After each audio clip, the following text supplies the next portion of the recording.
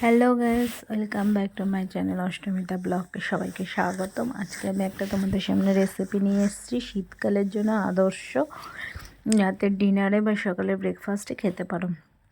এখানে আমি মিক্সিতে কিছু ওটস আর মিলেটের দুটো বিস্কিট ডাস্ট করে নিয়েছি। তারপর এবার মিক্সিতে ঘুরিয়ে নিয়েছি, ঘুরিয়ে নিয়ে প্রতিটা স্টেপ বাই স্টেপ দেখো কি করি। আর শীতকালে আমরা চাই নানা রকমভাবে সবজিটা আমাদের পেটে পড়ুক, আমাদের বা বাচ্চাদের। তাই কোনো না কোনোভাবে নানা রকম ছুতো সবজিটা ওদের পেটে ঢোকানো দরকার। এখানে আমি 1-1.5 চামচ মতো আটা নিয়ে নিয়েছি একটা বাটির মধ্যে। তারপর যেটা ডাস্ট করলাম ওটস আর মিলেটের বিস্কুটের, সেটা পুরোটা দিয়ে দিলাম। দিয়ে এবার আমি কি করি দেখো। এটা চটজলদি বানিয়ে খেতে পারো, খুবই টেস্টি হয় আর হেলদি, শরীরের জন্য খুব ভালো। এবার আমি পুরোটা 3টে মিশ্রণকে ভালো করে মিশিয়ে নিলাম।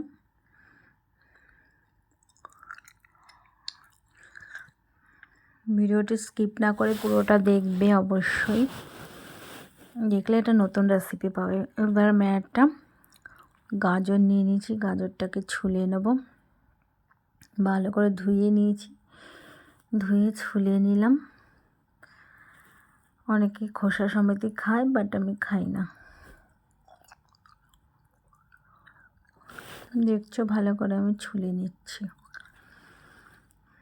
তারপর আমি এটাকে গ্রেটারে গ্রেট করে নেব।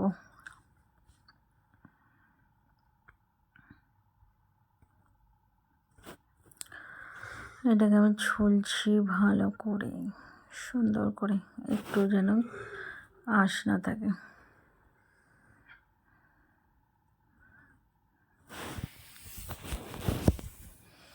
ভালো করে ছুলে নিয়েছি অলরেডি। নিয়ে এবার আমি কী করব, এটা গ্রেটারে পুরো ওই বাটিটার মধ্যে দিয়ে দেব।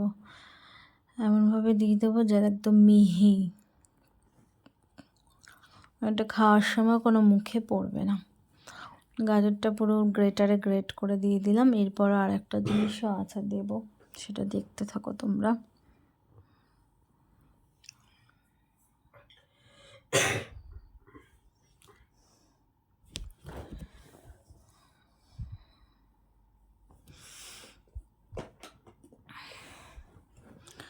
দেখতে পাচ্ছ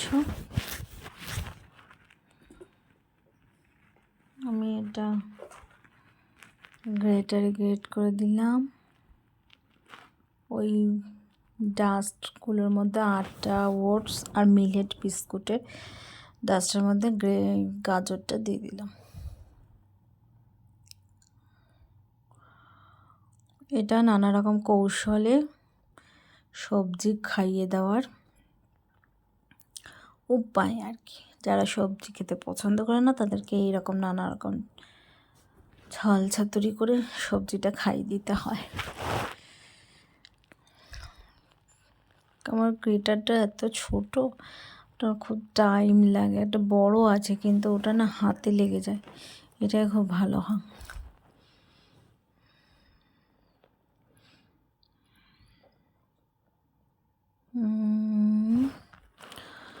এবার গাজরটা হয়ে গেল। এবার আমি দেব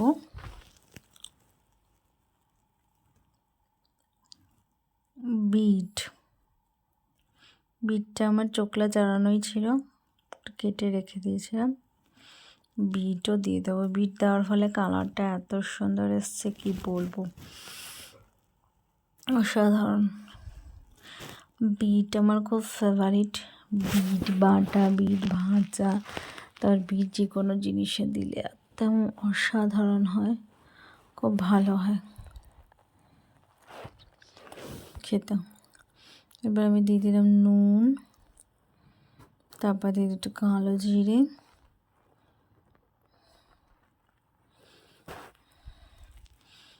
তারপর দেখতে থাকো আর কি কি দিই আমি ওর মধ্যে।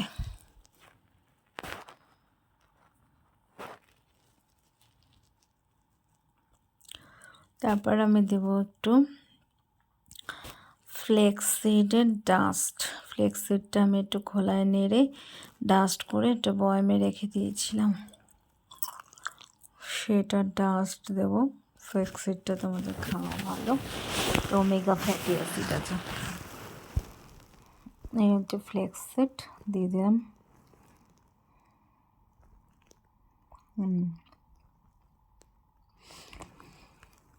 দিয়ে দিলাম। এবার দেবো আমি একটু জোয়ান। জোয়ানটা পেটের জন্য খুব ভালো, জোয়ান দিয়ে দিলাম, অল্প জোয়ান দিয়েছি, হজমের জন্য ভালো হবে। এবার দেবো একটু বেকিং পাউডার, যাতে বাইন্ডিংটা ভালো হয়। এবার এটাকে মিক্সচার করবো, একটু জল দিতে হবে, জল না দিলে হবে না। এই যে আমি 1/2 কাপ জল নিয়ে নিয়েছি, বেশি পাতলা করাও যাবে না, এটা একটু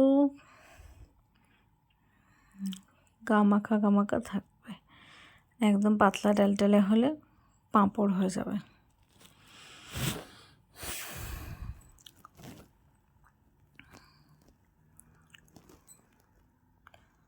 আর একটু জল দিয়ে দিলাম, জল কম হয়েছিল।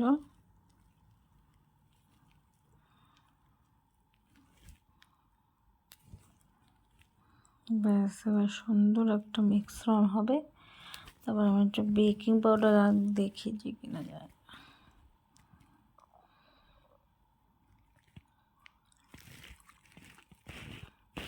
মিশ্রণটাকে ভালো করে গুলতে হবে, কোথাও যেন ল্যাম্প থেকে না যায়। এবার আমি একটু ভাজা মশলাও দিয়ে দিলাম, এর মধ্যে আছে জিরে, ধনে, বেকিং পাউডার দিয়ে দিলাম, জিরে, ধনে, মৌরি আর গোলমরিচ। ফ্রাইং প্যানে একটু তেল দিয়ে দিয়েছি, সাদা তেল দিয়ে ফ্রাইং প্যানটা ভালো করে নাড়িয়ে চুড়িয়ে নিয়ে নেব। দেখতেই পাচ্ছ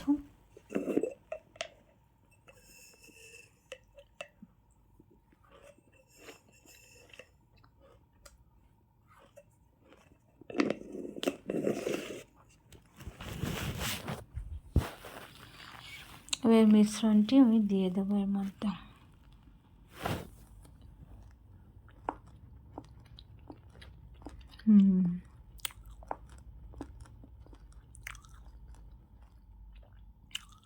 বেশি পাতলাও হবে না, বেশি মোটাও হবে না,